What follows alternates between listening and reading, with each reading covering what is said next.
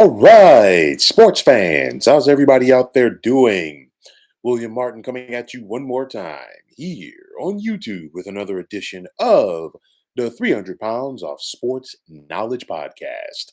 Now, in the early stages of the free agent period in the NFL, the New York football Giants have been in the headlines for the players that they allowed to leave town and the ones that they brought into their fold.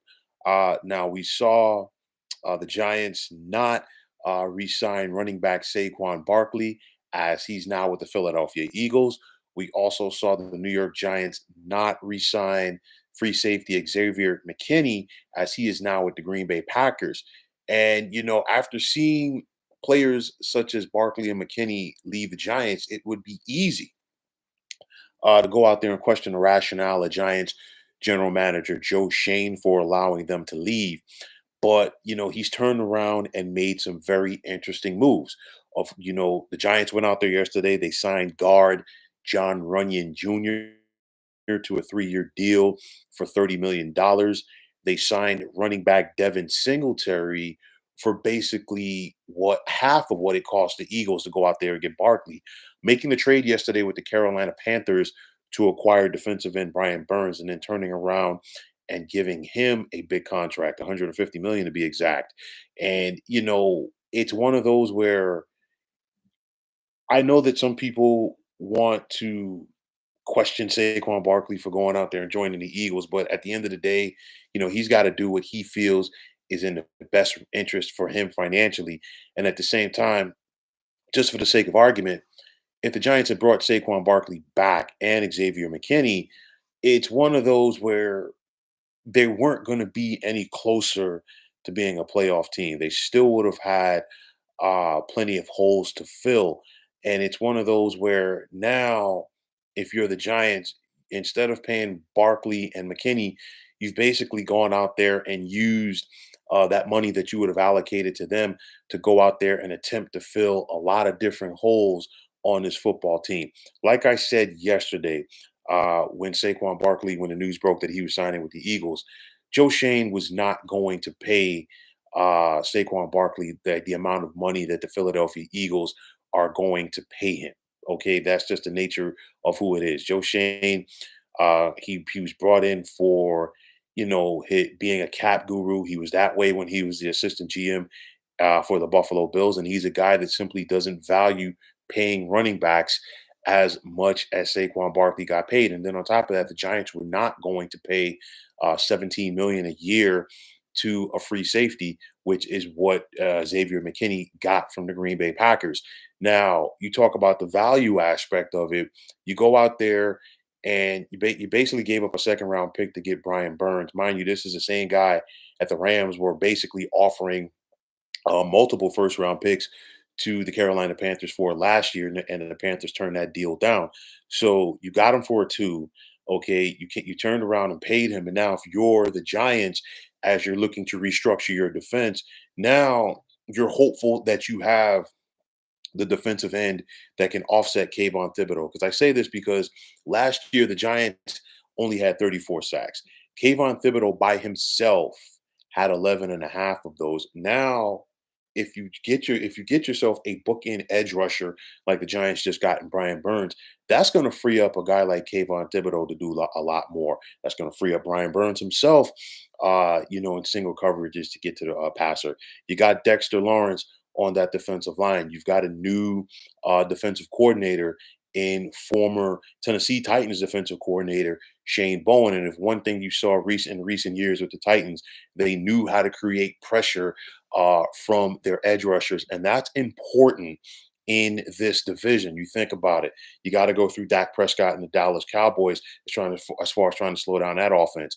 The Philadelphia Eagles offense with all of that talent around quarterback Jalen Hurts. These are the teams that you have to get by if you're the Giants, if you want to be a playoff team. Now, they let Xavier McKinney go. Today, they signed veteran safety Jalen Mills. Short-term answer for the Giants at the position.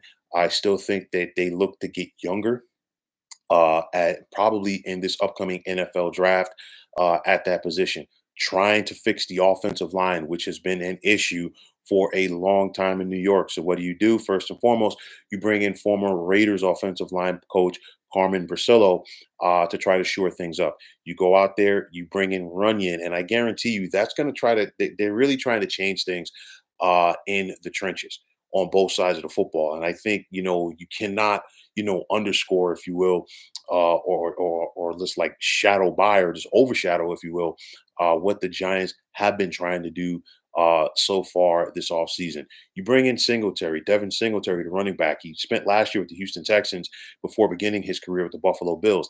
This was somebody, like I said yesterday, that Joe Schoen was very familiar with from his time in Buffalo because he was a part of that front office when Devin Singletary was brought in. And again, you're paying him half of what you paid Saquon Barkley. Like I said yesterday, and I've been saying for a long time, Saquon Barkley brings a ton of intangibles to the table. His leadership, his work ethic, you name it. But especially with the leadership aspect, that's going to be very difficult to replace. But again, for the system that Brian Daboll has in place, for the familiarity for Joe Schoen as well, I'm not surprised that they brought in a guy like Devin Singletary. But nonetheless, the Giants, you know, they have a lot of holes to fill. And when you've been a bad team for as long as they have, it's not a quick fix. So it's one of those where, again, like I said, they could have still went 6-11 with Saquon Barkley on the roster. But now you've turned around and allocated that money, like I said, in the attempts to fix a lot of different, plug a lot of different holes. Brought in another quarterback. They signed Drew Lock, of course, drafted a couple of years ago by the Denver Broncos, was a part of that Russell Wilson trade a couple of years ago to the Seattle Seahawks. He's coming in on a 1-year deal. So now you got three quarterbacks in that room. You got Tommy DeVito, you got Daniel Jones, and of course you got Drew Lock. But guess what? I don't think that would prevent the Giants from going out there and taking a quarterback early. Like I said, Daniel Jones is not the long term answer at that position. You're not going to go out there and have four quarterbacks on the roster, clearly. Um, at the start of the season, which means more than likely Tommy DeVito could be the odd person out because with the contract that Daniel Jones has, you can't just simply uproot him either.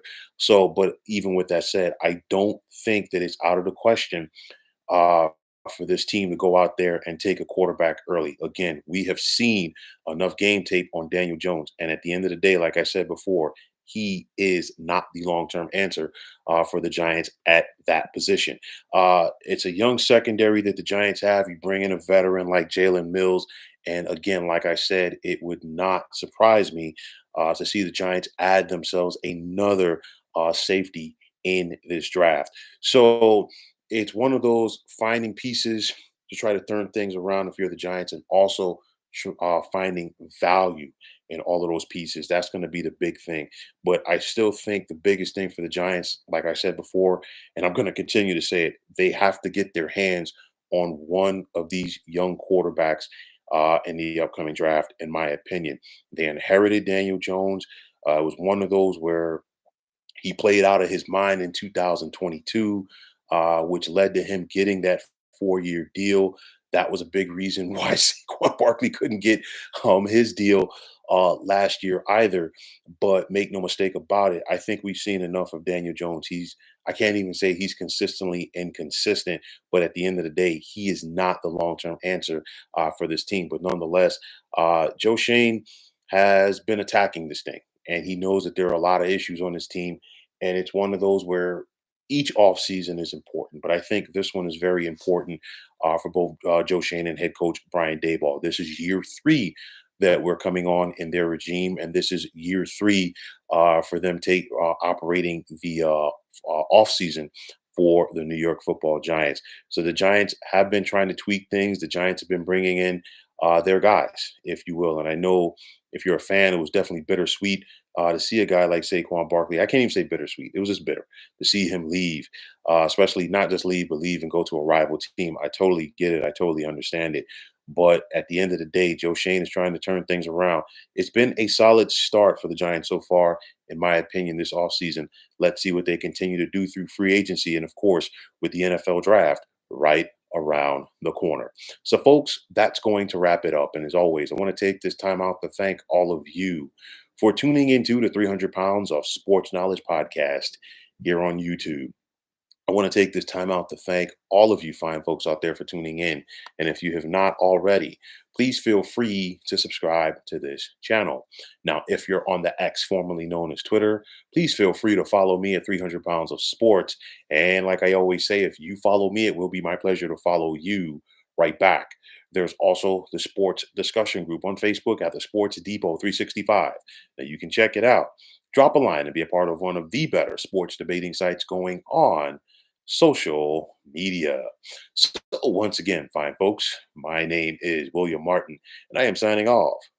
And I'm saying take care and have yourselves a wonderful day.